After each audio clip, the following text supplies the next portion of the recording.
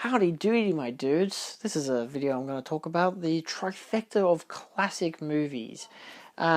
These are The Thing, the John Carpenter version, The Fly, the David Cronenberg version, and The Blob, the one by that guy who I've already forgotten his name. Obviously not as iconic of a director, but still a good film. People have probably talked about these films before, but this is a nice trifecta of the 50s remake into 80s horror. Mostly all body horror as well, which is really freaking cool. It's simple. You take your 50s movie, The Thing from Another World, The Fly, or The Blob, and which all have the same 50s feel, the same 50s goofy stuff. Oh, The Fly, a scientist goes into a machine, comes out with a giant fly head and a fly arm. Oh, scary. It makes the women scream. The Blob. Oh no, gelatinous creature is coming out of the bloody drain and eating my eyeballs. Oh no, it comes from a meteorite. Sci-fi. What's the Thing from Another World? Oh, look, we're abandoned in a location and we've got this giant alien plant monster that's coming to eat us. Oh no, regular shit. And then you evolve that 30 years on for the more modern audience. And by modern audience, I mean the 80s audience. And to be fair, I don't know which one of these was the most successful. I think The Fly was, at least financially. Commercially, I believe The Fly was the most successful. It's probably the most well-known as well, especially because of Cronenberg.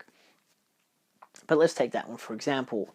It's the same idea of a scientist who's doing a teleportation experiment, and he goes into it with a fly, but instead of immediately coming out and being, oh look, I'm now half fly, he slowly turns into a fly monster. What happens to the fly that he goes through the machine with? Who cares? Not really important. It's a character study. It's a science horror. It's a horror sci-fi classic with Jeff Goldblum and Gina Davis. Obviously, I don't know if it's written, but definitely directed by David Cronenberg. Great body horror effects, great gore in total. You've got your kind of more social commentary stuff with, man vs. machine and stuff like that, the more obvious commentaries. Then you've got something like The Blob. The Blob is very similar to the original. Actually, it's, I'd say, practically identical, except for the updated effects, and it's been filmed 30 years later. The Blob, a meteorite lands on Earth, and an old man opens it up, and a blob creature attaches to his arm. Goes to the hospital. Suddenly, that man is turned into half of him is gone, and the blob kills one of the people and runs away. And now it's got a mind of its own. It's a big gelatinous creature, which I can't pronounce properly for some reason, and it devours human flesh, slowly hunting and killing everyone in a small Americana town until this strange kind of science people arrive to contain it, and shit goes haywire from there. It feels like a very 50s aesthetic with the one of the main characters being this kind of loner biker dude in a leather jacket with the long hair, the rebellious type. You've got your jocks, you've got your babes and whatever. It feels very much like a 50s film with its kind of archetypal characters. But it's played by fun character actors, much like Jack Nance, and even who plays one character only, but still. It's even co-written by, I think it's Chuck Russell who directed it and co-wrote it, and he co-wrote it with Frank Darabont, of course, who's much famous for doing the Shawshank Redemption and The Walking Dead. And so you've got obviously great writing behind it and some pretty fun directing and some fantastic special effects with The Blob. The first two acts are fantastic. The middle act is brilliant. The final act, it becomes much more of an apocalyptic scenario in this one town, and the creature, the blob, becomes really big and whatever, so it's more about defeating it and moving on and whatever, saving the day kind of deal. It's fun, it's got some great effects, it's very Little Shop of Horrors-esque as well, which is good.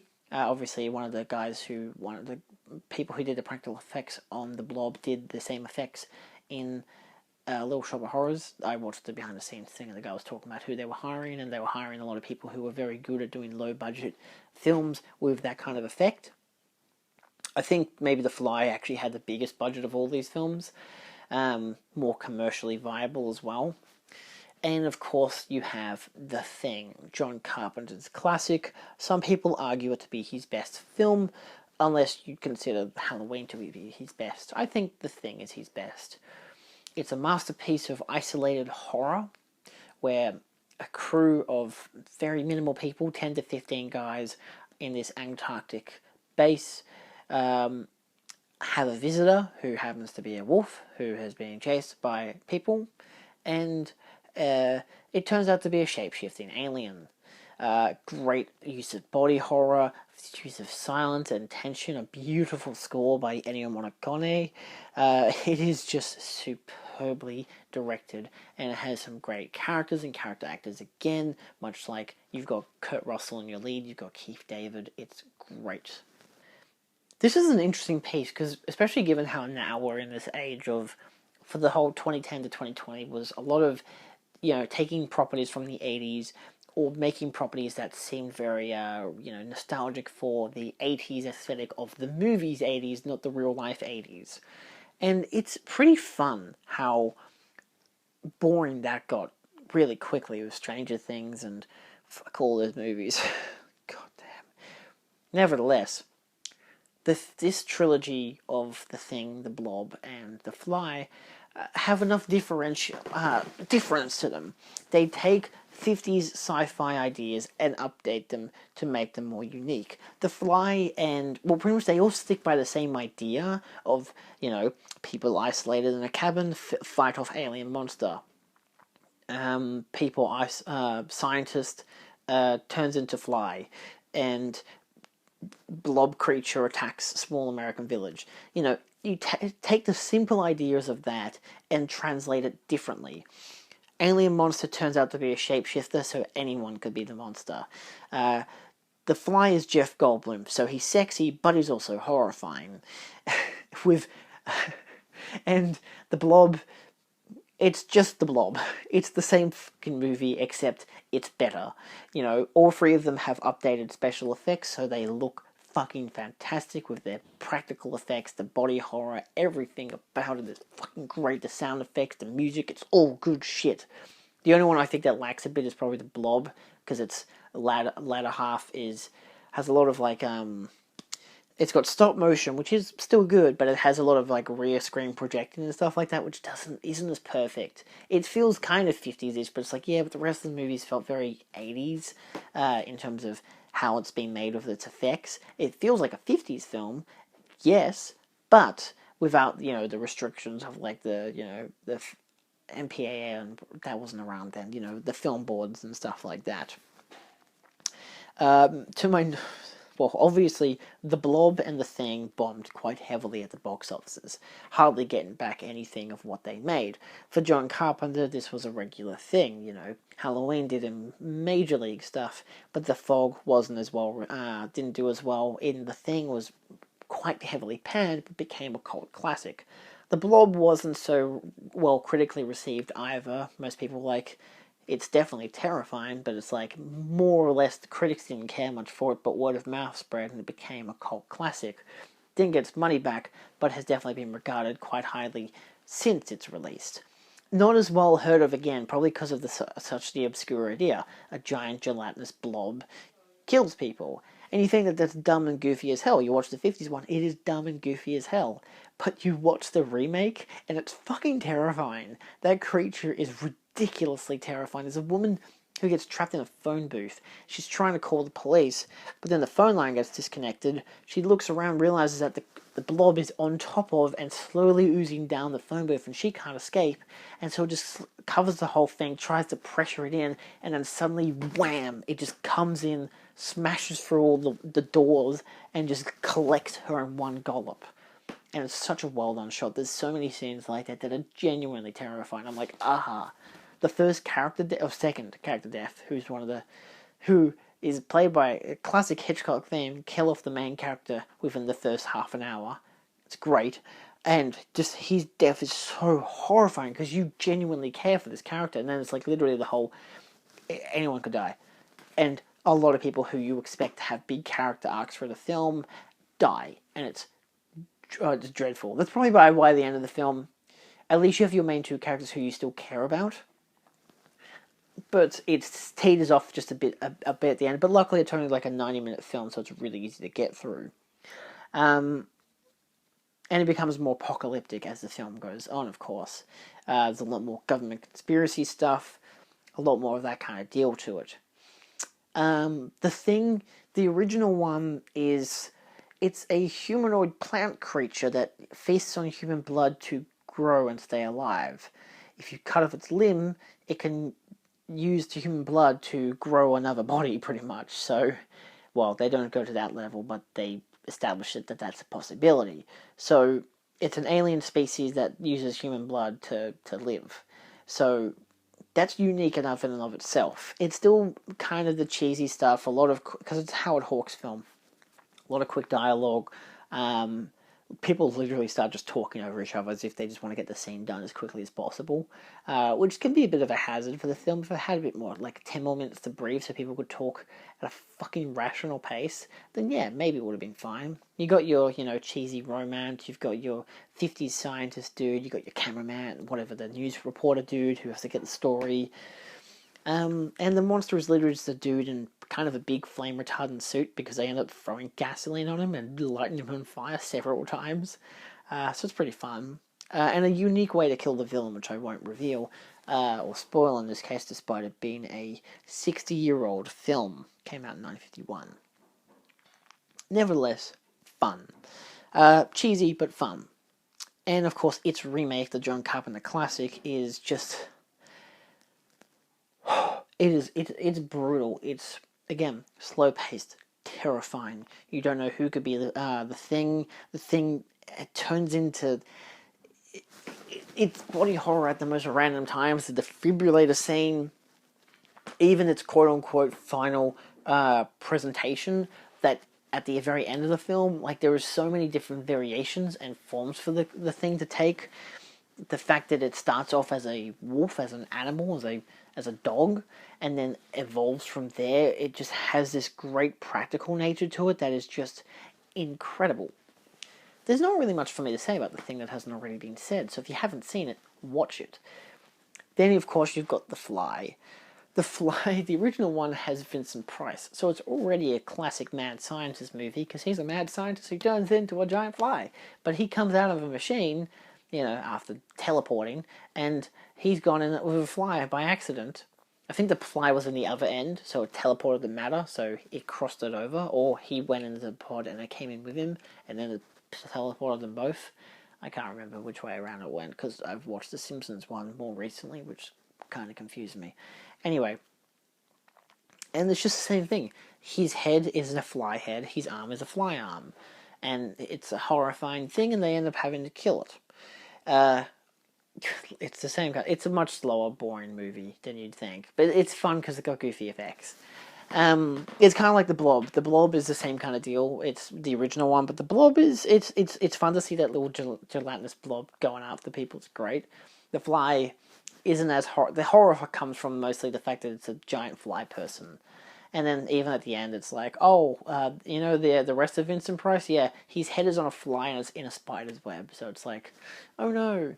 That one also has two sequels, Return of the Fly and another one, I can't remember what it's called. Maybe Son of the Fly, I don't know.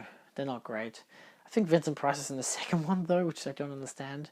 Maybe he wasn't the Fly. Maybe he was the friend, and there was another guy who turns into the Fly, and then he turns into the Fly into the second one. I don't remember. It's been like 2 years since I watched them.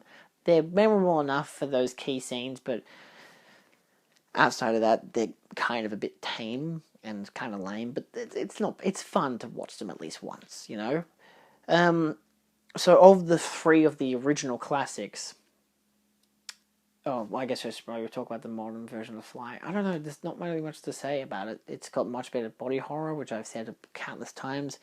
That one's more of a slow-paced horror film, which I think is better done. It has great character work, so you care for the characters, and the fact that he slowly turns into the fly creature. It's not even him turning into a big fly; it's just him turning into this really yucky creature. It's great. It's a good contrast to just being the cheesy stuff. And of course, the more dramatic finale and stuff like that. But then you've got, with the original trilogy, it's not actually a trilogy, they're not related at all. The original three, I'd say The Thing from Another World is probably the most entertaining. Arguably, The Blob is the second most entertaining, just because you still have the Blob going around the place and it's still got that consistent level of threat to it. Whereas The Fly is fun but goofy, and its horror isn't as horrifying because it's obviously a dude in a plastic mask. Same can be said about The Thing, but The Thing, at least, it's still got a nice level of tension to it in the second half of the film. And there's a lot more chaos going on between the characters rather than just being about the characters against the creature. It's also about the idea of the creature and what the creature represents, and the fact that it could kill them, or there could be more of it, or all this kind of stuff. So there's a lot more existential stuff to it, which is nice. And of course, because it's a quick-moving Howard Hawks film, it grips you the whole time. But yeah, The Fly just doesn't have that much prowess to it. It's fun to watch just once or twice every couple of decades. But yeah, for the most part, it's perfectly fine. Vincent Price is great in it, as always, and it's fun to see the dude in the Fly costume. It's fun. With a very iconic ending as well. The Blob is probably the least of the memorable of the three, I'd think, but it's still fun to see the Blob just going around killing people. It's great, especially for a 50s film. For a late 50s, because it's 1958. So The Thing came first in 1951. I don't know when The Fly came. I think it was 1954. Still. The remakes. I'd say the remake of The Blob is maybe the least of them in terms of ranking that I do. I'd say The Thing is the best. It's great characters, it's great atmosphere, it's great. The Thing is terrifying. It's got a lot of great stuff to it like that. The Fly is very close to it on par. Like, it's a bit slower paced, with only just having a very few amount of characters, but the transformations and the character work is still really nice, and especially because it's done by Cronenberg, the body horror is fantastic. So there is that to it. The Blob, I think it's definitely has a bit of an interesting aspect of terror to it that The Fly doesn't have, but it very much has a similar form of terror that The Thing has. So I think maybe because The Fly is a bit more iconic as a remake, I'd probably pin that just a bit above The Blob. But also because The Blob's final act isn't so fantastic. It's still fun, but not brilliant, but fun still. Like, because it's just a fun ride, I really enjoyed it. So it's hard because I haven't watched The Fly for like 2 years now, so I've forgotten most about how the movie goes. But like knowing that The Blob and The Blob, both versions are very similar, whereas The Fly, at least it changes itself in that regard. It's still about the characters and stuff like that, but because the remake has the transformation that's slow over a course of time, and the Gina Davis's character gets pregnant, there's so much more drama to it in that regard that it's much more of a compelling watch, and that goes against The Blob, given how The Blob does have interesting characters. A lot of them get killed off pretty early on, but they're the most horrifying kills. But then, because when it gets a much bigger creature and it's against the more militant fucking scientist dudes, it's not as scary and threatening, despite the fact that, because you now know how it can die by the middle part of the film, though they don't use that till the end of the film anyway, it's like, it kind of loses its fear factor, and because there's less characters that you care about that die, so it's like, the characters that die are mostly the ones that you just dislike now. Still, fun ways to get killed though, so there's that. But The Thing, I still think, is the masterpiece of the three. So that's probably the more entertaining one to watch anyway. And rewatch especially. I'll watch it probably once a year. So yeah, that's just my opinions on the remake trilogy. I don't know what you'd even call them as a trilogy, but a lot of people regard it as like that kind of like inherent trilogy of the fact of like, you know, it's a trilogy of remakes of 50s films in the 80s with all updated effects, mostly practical horror, especially body horror. So yeah, all mostly small budget films, two of which that didn't get critically or financially successful, but have since become cult classics. The Fly is more commonly heard about over the three, especially over the Blob. The Blob no one really talks about anymore, except for its cult audience. But I think it's so limited to its cult audience. The idea of like, oh, there's that film called The Blob, but no one's seen it. It's just like, it's a genetless blob, it's funny. But then you actually watch the film. The original was cheesy and hilarious, yes, but the remake is fucking terrifying. But then the Thing, you know what the Thing is, but that doesn't mean that you've watched it. The Fly, most people have probably watched that, especially when it first came out. And of course, you've got a great cast with Gina Davis and Jeff Goldblum. Of course, the Thing still has a fantastic cast, so yeah. And yes, that's my opinion on the three. What do you think? Uh, I don't think there's much else to say about them. But what do you think about the three? Do you think that one is better than the other three? How would you rank them? Have you seen the original ones? Do you like them? Do you think they're too goofy for you or for modern day tastes? I think it's potentially like that. You got to watch it with the mindset of knowing what it was like. It's not going to be as terrifying, obviously. You can kind of laugh at it now as to how goofy it kind of is, but it is what it is. You can at least respect them for what they were at the time, even though they were just B-movie sci-fis. But hey, B-movie sci-fis usually for the 50s are more regarded now than and watched now than a lot of the more A-class films from back then. So yeah.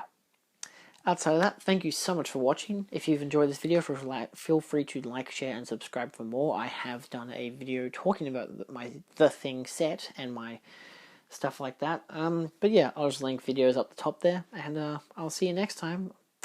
Adios.